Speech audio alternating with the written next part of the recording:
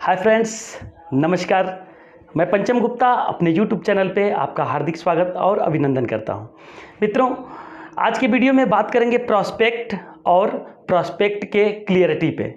आखिर तक बने रहिएगा। वीडियो अच्छा लगे तो लाइक ज़रूर करिएगा, चैनल को सब्सक्राइब करिएगा और अपने साथियों में शेयर भी करिएगा। मित्रों, एक इंश्योरेंस एजेंट के लिए उसका प्रॉस्पेक्ट उसका सबसे बड़ा पूंजी होता है। एक इंश्योरेंस एजेंट के लिए अगर प्रॉस्पेक्ट बड़ा है तो उसका बिजनेस भी बड़ा होगा। अगर उसके प्रॉस्पेक्ट बहुत अच्छे हैं तो उसका बिजनेस भी अच्छा होगा। अगर उसके प्रॉस्पेक्ट पैसे वाले हैं तो निश्चित तौर से आने वाले समय में एक इंश्योरेंस एजेंट भी पैसे वाला बन सकता है। अगर एक इंश्योरेंस एजेंट के प्रॉस्पेक्ट ज़बरदस्त हैं, प्रॉस्पेक्ट शानदार हैं, प्रॉस्पेक्ट बढ़िया हैं, प्रॉस्पेक्ट वैल्यूएबल हैं, तो निश्चित तौर से एक इंश्योरेंस एजेंट का बिजनेस भी बढ़िया रहेगा, वैल्यूएबल रहेगा। बस आप कैसे प्रॉस्पेक्ट ढूंढते हैं ये आपके नज़रिए के ऊपर निर्भर करता है। मैंने बहुत से इंश्योरेंस एजेंट को देखा है, वह कभी कभी ढूंढते हैं कि कोई एक बीमा करा ले। कोई एजेंट ढूंढता है कि मुझे 10,000 से नीचे प्रीमियम देने वाला प्रॉस्पेक्ट नहीं चाहिए। कोई इंश्योरेंस एजेंट ढूंढता है कि मुझे 1 लाख से नीचे प्रीमियम देने वाला नहीं चाहिए। और कोई एजेंट जो बड़ा होता है वो बड़े प्रॉस्पेक्ट ढूंढता है, जैसे 5 lakh premium, 10 lakh premium, 50 lakh premium, सालाना प्रीमियम दे सके, ऐसे लोगों को ढूंढता है।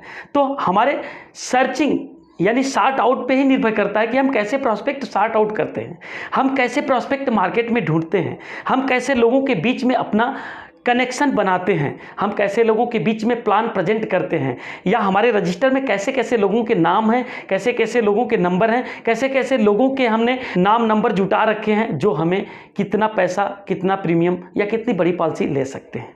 सोचने की बात है। आपके जैसे प्रॉस्पेक्ट रहेंगे वैसा ही आपका बिजनेस चलने वाला है।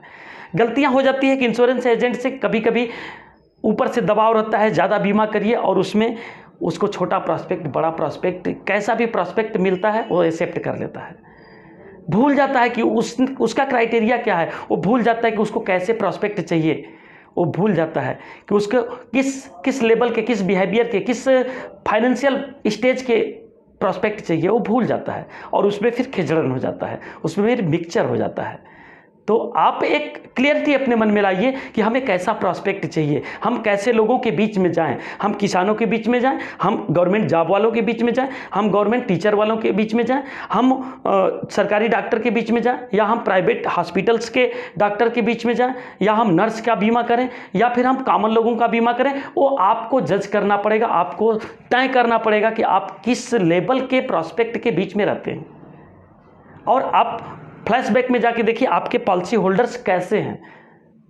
कभी कभी हम देखते हैं कुछ ऐसे ज़बरदस्त एजेंट होते हैं जिनका रहन सहन, जिनका उठना बैठना, जिनका फाइनेंशियल प्लानिंग बहुत शानदार रहता है, बहुत बढ़िया रहता है, या बहुत ज़बरदस्त रहता है, या यूँ कह लीजिए कि साफ़ सुथरा रहता है। और वैसे ही प्रॉस्पेक्ट उसको मिलते हैं, साफ़ सुथरा, बड़े अच्छे।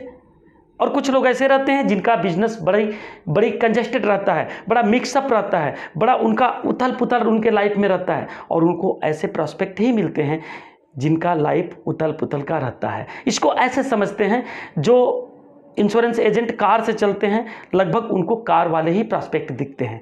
जो इंश्योरेंस एजेंट मोटरसाइकिल से चलते हैं उनको मोटरसाइकिल वाले ही प्रॉस्पेक्ट ज़्यादा दिखते हैं। जो एजेंट फ्लाइट से चलते हैं उनको फ्लाइट वाले ज़्यादा कस्टमर मिलते हैं, ज़्यादा प्रॉस्पेक्ट मिलते हैं। और जो एजेंट यूं ही पैदल चलते हैं, साइकिल से चलते हैं, उनको वैसे ही छोटे छोटे लोग, साइकिल से चलने वाले लोग, पैदल चलने वाले लोग ही एज ए प्रॉस्पेक्ट दिखते हैं। तो आपकी सोच कैसी है, आपकी मेंटलिटी कैसी है, आपका रहन सहन का स्टेटस कैसा है, या आपका लाइफ स्टाइल कैसा है, उसके अकॉर्डिंग आपको प्रॉस्पेक्ट मिलते हैं। ये बहुत बड़ी चीज़ है कि आप अगर इसको समझ लीजिए कि आपको कैसा अपना लाइफ स्टाइल मेंटेन करना है, वैसे ही प्रॉस्पेक्ट ढूंढने हैं, या फिर आप अपने लाइफ स्टाइल को मेंटेन कर लीजिए, हाई लेवल का कर लीजिए, आपको हाई लेवल के प्रॉस्पेक्ट यूं ही मिलने लगेंगे, यूं ही अचानक आपके हाई लेवल के प्रॉस्पेक्ट आपको मिल जाया करेंगे। सोचने की बात ही नहीं है, इसमें जरा भी संकोच करने की बात नहीं है। Raise your standard, then collect raiseful prospect. अपने स्टैंडर्ड को रेज करिए, बढ़ाइए, ऊंचा उठाइए, अपने जीवन स्तर को ऊंचा उठाइए, अपनी मेंटलिटी को ऊंचा उठाइए, और अपने अच्छे बिजनेस को बनाइए। देखिए आपके अच्छे अच्छे प्रॉस्पेक्ट मिलने लगेंगे, आपके बिजनेस के अकॉर्डिंग आपको प्रॉस्पेक्ट मिलते हैं। आप कभी कभी एजेंट प्रीमियम बेस काम करता है तो उसको बड़े बड़े प्रीमियम के लोग चाहिए। कभी कभी एजेंट लाइफ बेस काम करता है, वह क्वांटिटी बेस काम करता है, उसको ज़्यादा बीमा चाहिए तो उसको बड़ा बीमा छोटा बीमा से मतलब नहीं रहता है, उसको केवल ज़्यादा से ज़्यादा बीमा की ज़रूरत होती है और ऐसे कस्टमर को ढूंढता है, ऐसे प्रॉस्पेक्ट को ढूंढता है जो ज़्यादा से ज़्यादा बीमा दे सके। और कभी कभी एजेंट को प्रीमियम चाहिए तो वह ऐसे लोगों को ढूंढता है जहां से अच्छा प्रीमियम उठा सके, जहां से अच्छी प्रीमियम की पॉलिसी कर सके। बस आपके ढूंढने के नज़रिए के ऊपर निर्भर करता है कि आपको कैसे प्रॉस्पेक्ट मिलते हैं।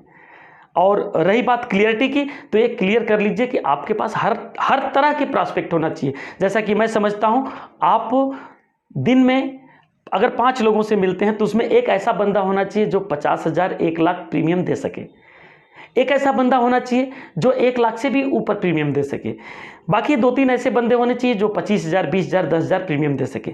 आप केवल 10,000 वाले को खोजिएगा तो शायद आपकी लाइफ तो ज़्यादा हो जाएगी, शायद आपका पॉलिसी तो ज़्यादा हो जाएगा, लेकिन आप प्रीमियम से वंचित रह जाएंगे। और केवल बड़े बड़े प्रीमियम देने वाले HNI कस्टमर ढूंढिएगा तो HNI कस्टमर क्वांटिटी आपको नहीं देंगे, वो क्वालिटी देंगे। आपकी ज़्यादा इनकम हो सकती है लेकिन गिनती आपकी नहीं बन सकती है, गिनती कम रहेगी, पॉलिसी कम रहेगी, भले प्रीमियम ज़्यादा रहेगा। तो HNI कस्टमर अगर ढूंढते हैं तो आप भूल जाइए कि आपकी संख्या भी ज़्यादा होगी, और अगर आप संख्या ढूंढते हैं तो भूल जाइए कि आपका ज़्यादा प्रीमियम भी होगा।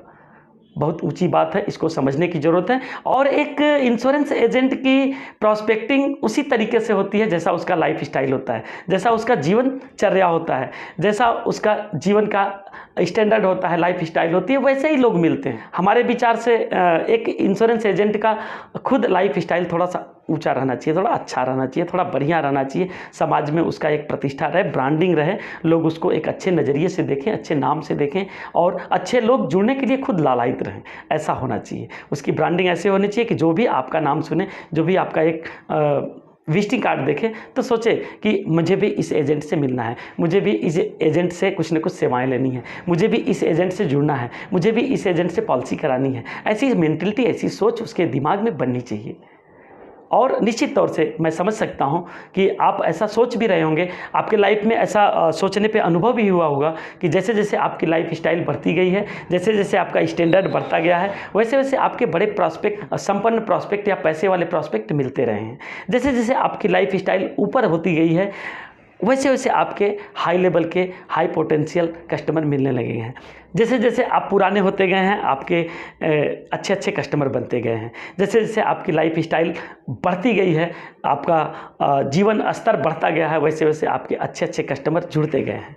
और आपके जो कस्टमर हैं, आपके जो बीमा धारक हैं, उनका भी लाइफ स्टाइल धीरे धीरे धीरे धीरे इम्प्रूव होता जा रहा है। क्यों? क्योंकि आपके सोच पे सारी चीज़ें निर्भर करती हैं। What are you thinking and what are you doing, that is common. जैसा आप करते हैं, जैसा आप सोचते हैं, वैसा ही हो जाता है, और वैसा ही होगा, वैसा ही होगा माय डियर फ्रेंड्स।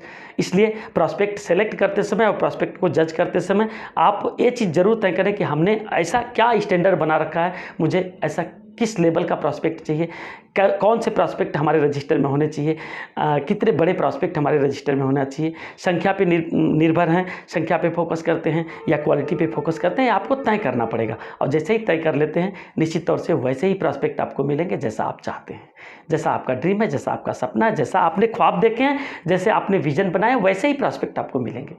बस अपने मन में एक क्लियरिटी रखिए कि मुझे कैसा प्रॉस्पेक्ट चाहिए।